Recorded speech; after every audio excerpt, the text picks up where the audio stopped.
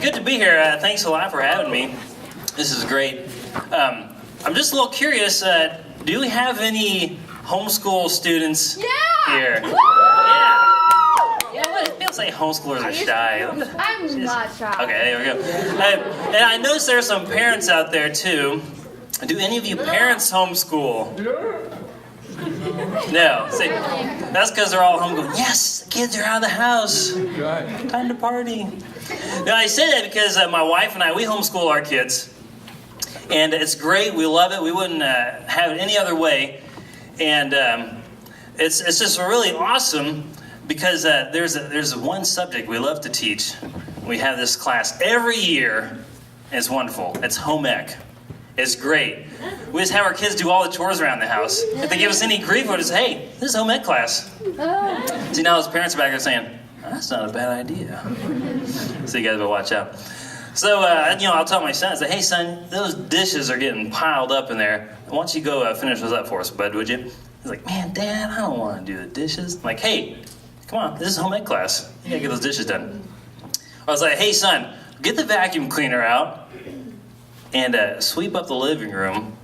And he's like, Dad, I don't want to sweep the living room. Hey, come on. It's home ec. Hey, and strive for excellence too, all right? Look at this mess over here. All these crumbs from these chips that I was eating. I want you to get that all picked up, all right? I'm like, man. Or other times I'll say, hey, son, get the scrubbing bubbles out, go in the bathroom, and clean that toilet. Man, that thing is nasty. There's like something living in there. I'm like, man, Dad, I don't want to clean the toilet. Hey, come on. You don't want to flunk home ec, do you? I think, man, kindergarten's harder than I thought it would be. Hey, you got to start them young, You got to start them young. But anyway, we have great kids. They're really smart. And they're really great at memorizing scripture. It's awesome. He's better than I am at it. He just memorize scripture like crazy. And not only do they memorize the scripture, they then apply it to their lives. He's 7 years old. He's applying scripture to his life. My wife is in the kitchen preparing supper. My son and my daughter are in the living room playing. And all of a sudden, my daughter starts crying. So Mommy goes in there to see what's going on. And it's like, what's the matter? He hit me. So Mommy turns to brother. Did you hit your sister? He's like, yes, but Mom, you know the verse. Do to others what you want them to do to you. Well, she hit me first. So obviously she wanted me to hit her. Hey, is that a Bible application or what? Man, that is a smart kid. We are a spiritual family, can't I? But myself, I wasn't homeschooled. I had to go to public school. I didn't really like it. I wasn't really good in school. I wish I was homeschooled, but I did like study hall. That was my favorite class. And in fact, when I was in high school, I had 3 study halls in one semester.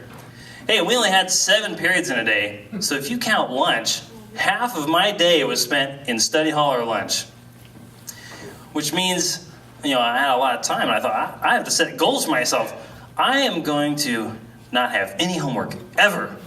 Which I was pretty successful at, seeing that I had 3 study halls. So, I get done my homework, I'm like, I don't know what I'm going to do. I have nothing else to do. So I had a lot of time to kill, so I thought, I will practice tongue twisters. That's the logical thing to do, right? When you don't have any homework, you guys all practice tongue twisters, right? So, she sells seashells by the seashore, or big black rubber baby bucket muffers. Or my favorite one, it's not really hard, but my favorite one, you guys probably all know this one, is how much wood would a woodchuck chuck if a woodchuck could chuck wood? You know the answer to that, all the wood that a woodchuck could chuck, right? Well, like I said, that one's kind of easy. I thought, how can I make that harder? I had all this time in study hall, so I thought, I got to do something. How can I make that harder? I thought, well, this is what I will do. I will take all the words wood and chuck, and I'll switch them around throughout the whole tongue twister. So now, instead of how much wood would a woodchuck chuck if a woodchuck could chuck wood, it goes, how much chuck would a chuck would if chuck would could would chuck? And the answer would be, all the chuck that a chuck would could would. I know. The coolness is just oozing off of my body right now. But, that's the kind of stuff you do. So after I mastered those, I thought, wow, what am I going to do now? So then I was looking at my hands, and I noticed, I was like, wow, look what I can do. That's really awesome. Live long and prosper. You guys watch Star Trek. So then I'm like, man, I could do it with both hands, interchangeably. Hey, and don't laugh, which you're not. But hey, don't laugh because that's how I got my wife. I was like, hey, baby. Chuck, baby. And she's like, oh, you're so dreamy. But, I had a lot of time to kill. I even read the entire New Testament. I wasn't even a Christian at the time. So anyway, I had a lot of time to kill. But did you guys know this? This is a law in some states, and maybe you don't know this, but it is the law in some states that you have to be in your booster seat. In a vehicle, you have to be in a booster seat until you weigh at least 80 pounds. Yeah. Hey, when I entered my freshman year of high school, I was 5'3". I wore a size 5 shoe. I was 88 pounds. Whew, I just missed the cutoff date. The cutoff limit. Because I'll tell you what, I was not going to be riding around in a booster seat. I can tell you that. I had enough confidence issues as it was. Yeah, you look really cool when your mom pulls up to drop you off at school. And you open the door and you hop out of a booster seat. Like, see you, Mom. I love you. You're like, what's up? Friday night comes around, your friend asks you, hey, you want to go cruising? Yeah, sure. Let's make it my booster seat first. Yeah, that's not happening. It's kind of not really that funny. I don't know if it was like half bird or what and had hollow bones. It was crazy. But hey, you guys like McDonald's? Yeah. No, who doesn't like McDonald's? McDonald's is awesome. But you know what? McDonald's has changed a bit. It used to be geared towards kids. Well, heavily. I mean, kids, get all the kids in here. You walk into McDonald's, there'd be a play place in there. You know the play place? We were just there. I had one. Play place, and you run around the balls up. And you go in there, and there's all the characters everywhere. You guys, I don't know if you remember the character. You guys know Ronald McDonald, right? Yeah. And then there's the Birdie, the early bird. You guys know Birdie, the early bird. So then you got Birdie, the early bird, and then you got Grimace. Nobody really knows what he was. And then you have the Fry Guys, like little pom-poms running around. And then there was the Hamburglar. You guys know the Hamburglar? He would go around stealing everybody's hamburgers. Oh, that is really weird. And he didn't talk. He would just mumble. He'd go, robble, robble. This guy freaked me out. And I thought, man, is McDonald's saying that it is okay to steal their hamburgers? That's kind of weird. But then he would get arrested by Officer Big Mac, who was the sheriff, who had a giant Big Mac for a head. Like, this is crazy. Does McDonald's have a warped view of the justice system or what?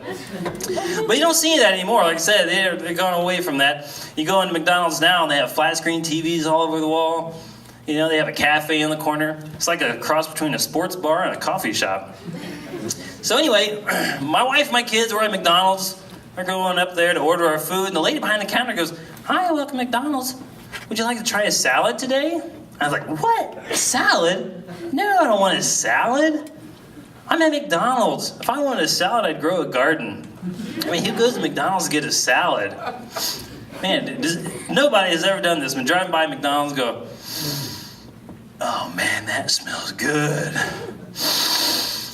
Man, you smell those salads? That's it, I'm turning in. Man, nobody does that. How about you go through the drive-thru, you get your bag, and you plop it in the seat, and you open it up, you're like, yes! Look at all this extra salad and lettuce at the bottom of the bag. It's like a whole nother order of lettuce.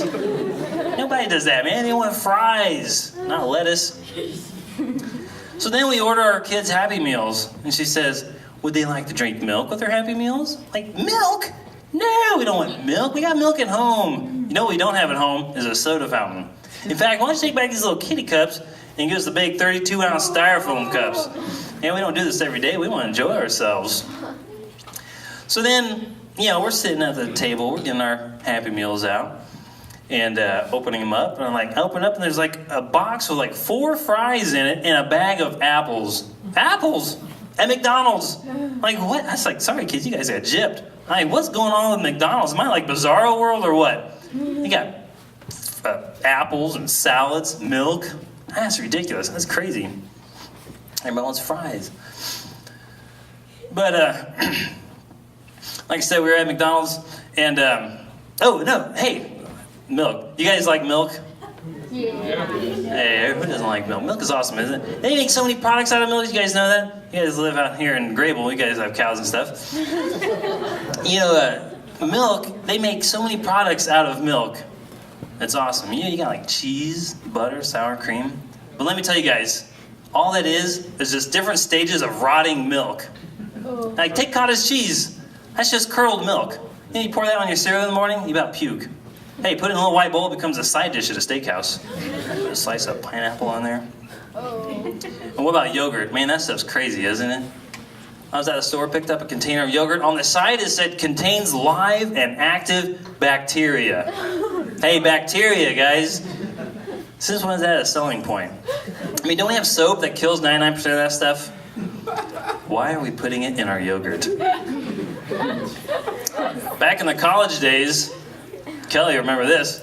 I once saw a toilet that had live and active bacteria in it.